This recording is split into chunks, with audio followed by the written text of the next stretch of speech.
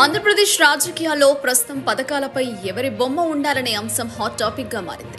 ముఖ్యంగా ప్రతి పథకంపై మాజీ ముఖ్యమంత్రి జగన్మోహన్ రెడ్డి బొమ్మ వేశారని ప్రస్తుతం ముఖ్యమంత్రి చంద్రబాబు నాయుడు, మంత్రి నారా లోకేష్ తీవ్రంగా విమర్శిస్తున్నారు. ఈ నేపథ్యంలో గోదావరి ప్రాంతానికి చెందిన ఓ యువకుడు తనదైన శైలిలో సెటర్లతో విరుచుకుపడ్డాడు.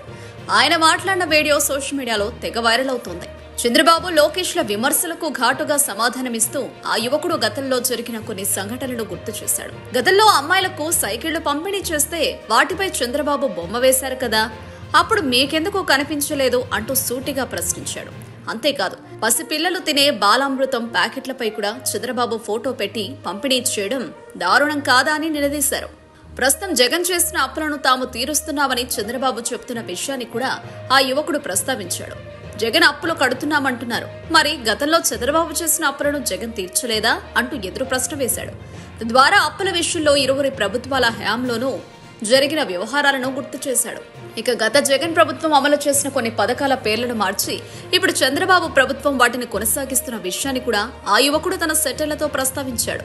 పథకాల విషయంలో ఇరువురి ప్రభుత్వాల విధానాలను ఎత్తి చూపుతూ ఆయన చేసిన వ్యాఖ్యలు ఆలోచింపజేసేలా ఉన్నాయి. చివరగా యువకుడు వేసిన పంచ్ మాత్రం హైలైట్ గా నిలిచింది. గోదావరి యాసలో మాట్లాడుతూ, తమరు చేస్తే ఆదర్శం, అదే అవతల వాళ్లు చేస్తే రాజకీయం, ఇదే తమరు నమ్మిన సిద్ధాంతం అంటూ చంద్రబాబు లోకేష్లను ఉద్దేశించి ఘాటు వ్యాఖ్యలు చేశాడు.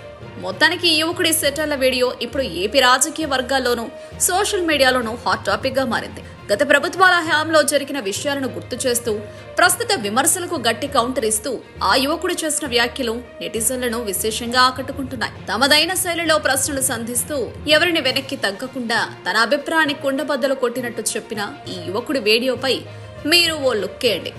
అందరికీ నమస్కారం అండి. నేనండి ఆగాగై రాజా అబ్బా అవతలోడనాల అబ్బా టీవీ నుండి ఆత్మకూరు ఆంజనేయ ప్రసాద్ మాట్లాడుతున్నా అండి. ఇక ఇండియా పాకిస్తాన్ మ్యాచ్ చూస్తుంటే ప్రతి ఇండియన్ అవుతాడు టెన్షన్. ఈ రోజు మనం డిస్కస్ చేయబోతుంది నిన్న జరిగిన ఆంధ్ర అసెంబ్లీ సెషన్. ఎట్టా తినే సిక్కి మీద ఫోటో అంటించారని చింతిస్తున్నావా? మరి గతంలో బడికొస్తా స్కీమ్ కింద ఆడబిడ్డలకి ఇచ్చిన సైకిళ్లకు తమ బాబోరి ఫోటోని ఓ శిలాపలకంలో ముందు తగిలిచ్చారు కదా, ఇక దాన్ని ఏమనాలి మరి? ఇక ఆఖరికి పసిపిల్లలు తినే బాలామృతం ప్యాకెట్ పై కూడా తమ తండ్రి గారి ఫోటో లేని పంపిణీ అయ్యేది కాదు కదా, ఇక దాన్ని ఏమనాలి మరి? ఇక చదువుకునే పిల్లలను పాలిటిక్స్ కి దూరంగా ఉంచాలనే ప్రయత్నం మంచిదేనండి, కానీ గతంలో ఇట్లాంటి కార్యక్రమాలు ఏవి తమ ప్రభుత్వంలో జరగలేదన్నట్టు పత్తిత్తు ప్రవచనాలు చెప్పడమే పద్ధతిగా లేదండి. ఇక గత జగనన్న ప్రభుత్వం మిగిల్చిన బకాయిలు కడుతున్నాం అంటూ కళ్ళబుల్లి మాటలు చెప్పి కాలం గడుపుతున్నారు కదా.